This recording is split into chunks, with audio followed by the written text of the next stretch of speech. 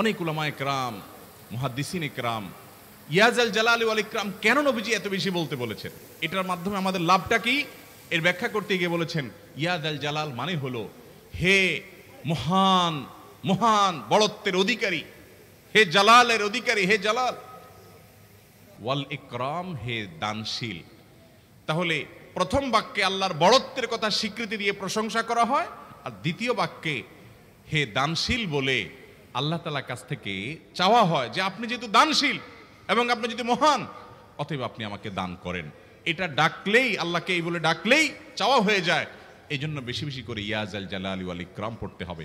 অনেকে হয়তো নতুন শুনেছেন, আজকে থেকে শুরু করে দিবেন ইয়াজাল জালালি, সকাল বিকাল মনে থাকে না তো লিখে লিখে ওয়ালে টাঙ্গায় দেন, বাসা বাড়িতে এমন জায়গায় লিখে রাখেন তাকাইলে নজরে পড়ে, কারণ মোবাইলে আমাদেরকে সবকিছু ভুলায় দেয়, দুনিয়ার ব্যস্ততা সব ভুলায় দেয়। এই জন্য বেশি বেশি ইয়াজাল জালালি